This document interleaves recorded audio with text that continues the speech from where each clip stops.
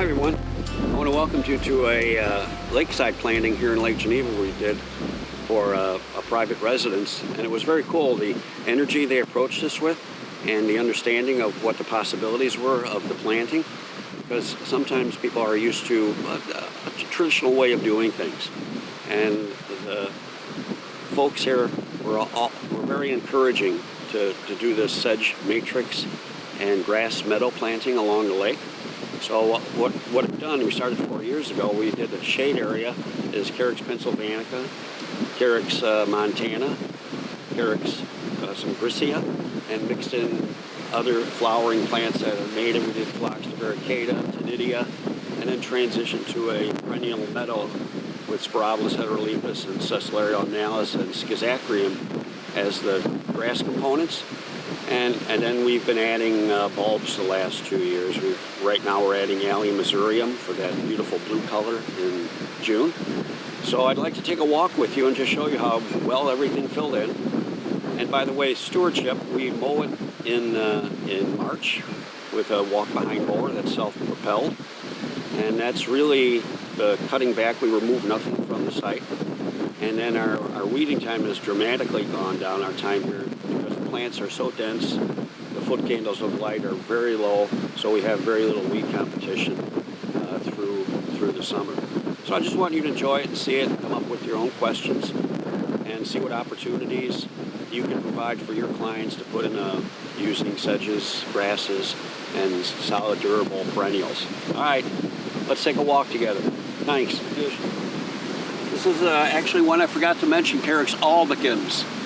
And again with Carex pennsylvanica, so I mingled albicans and pennsylvanica together. And look at the beautiful fall color and the textural change.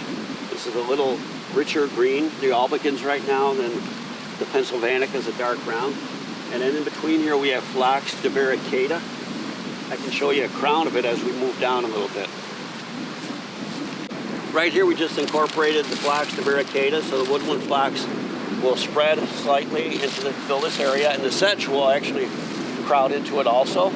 And then they'll combine and create a close-knit community. And the phlox, as you know, will bloom in late May and have beautiful blue color. And we have that scattered along the edge, slightly down the slope to the lake, but it kind of diminishes as you get farther down the slope to the lake. This is the skeleton of Tinia in Tegrima. We put Tinia in here. I have that scattered along in the shade area. It's a very beautiful umbel of yellow flowers and lives extremely well in the sedge matrix. It comes through it nicely. So you can see the skeleton of it this time of year. And it tends to reseed itself in open areas. So it increases the population in a very, very nice way, along with the establishment of the perennials in the garden. So it's a good plant to intermingle in a shade garden. It's Tinia and Tegrima. Get into the sun as the shade transitions where the tree canopy gives way to more light. We go from Carex pennsylvanica into Cecularia autumnalis. Both these plants do very well in dry soil, dry conditions. And in the Cecularia, I have it intermingled with Echinacea purpurealba, Echinacea pallida, and Rudbeckia American Gold Rush. It's a shorter Rudbeckia from Intrinsic Nursery from Brent, and the scale fits the planting very nicely. And we also have Monarda bradburyana intermingled with the Echinacea pallida and Echinacea alba. And that'll drift down to the shoreline until it hits Calamagrostis Carl Forster. And then along the lake is plantings of Carl Forster, little pyramid-like plantings. And then that's mixed with Coreopsis heterolepis, prairie dropseed, and the Echinacea is also drifted through that, but it becomes more pallida through the prairie dropseed, and the Rudbeckia also. We also put in a few Allium cernuum, the nodding onion. You can see the beautiful foliage. It'll maintain its foliage till we've had 24 degrees already, but it'll maintain its foliage for an extended period of time into December. Then it'll eventually turn brown.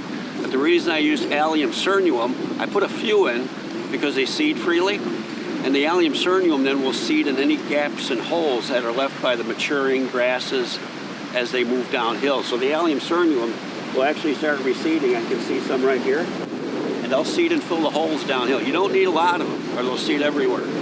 You start with a few, and let them seed it and fill the holes as the grasses and perennials are establishing. So don't use a lot or you'll have them everywhere. There's a great plant I like to use year 3 to 5 because it's very aggressive. It's Aster agyratoides tiny thiel. You see how established the plants are, the albicans? When tiny thiel sends these runners out, we put these in last year to fill the edge between the walkway and the garden because it gets some foot traffic. So tiny thiel can fill this entire edge in because of its aggressive nature, but when it hits the sedge, it stops it dead. And it'll actually go around the sedge into these open areas between the monarda. So it's kind of cool, but you can't put it in again right away because it will be too dominant. You put it in after the 3rd or 4th year. It's great for filling this edge between the walk and the garden. 12 to 18 inches. It's an excellent plant. So we put these in. This is its actually first full growing season from a 2.5-inch plug. We put them in all along the walk, along with some more Carex pennsylvanica in the shade. Now we're out of the shade of the drip line of the trees, and we're transitioning to a meadow kind of effect. It's a beautiful aster, Aster twilight. It's a combination with Aster macrophyllus of one of the parents, but it holds up very well. It seeds, but it doesn't seed aggressively as many of the other asters. In fact, I hardly see any seed competition. And it's drifting into a bed of salvias, East Friesland, and Nepeta earlybird. Simple combination here along the path. And then it goes into Calamintha, and the Calamintha transitions into some little blue stem Schizactrium little luke. So we have that moving into grasses that transition down to the lake. So they're simple combinations, and they're durable combinations, and we can keep enhancing it as we feel like, and that's simply called gardening. And that's the most fun part of it, is the gardening part. Planting we did this September. I changed, this is Cecularia albicans. It's not Cecularia autumnalis, so albicans is a little tighter growth, fairly dry up here, sloping down. They had to place some new steps in here, so we planted that. And these are 2.5-inch plugs, 2.5-inch containers. And you can see what we've earlier looked at, the rapid rate of growth when they have good stewardship. The watering is critical initially, and then you monitor the watering based on plant needs as they age.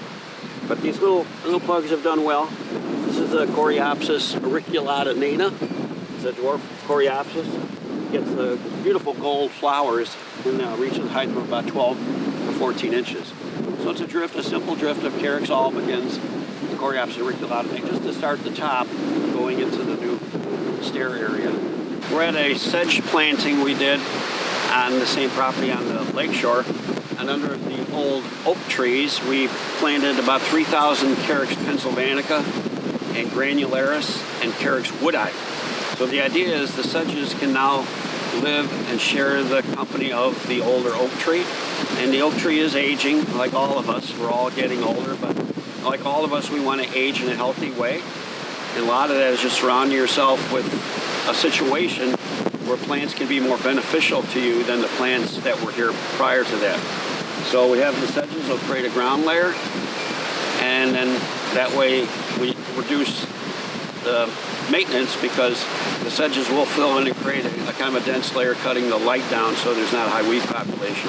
So we'll follow this next year and see how the Carex pennsylvanica, Carex granularis, and Carex woodi fill in as a community. Thank you.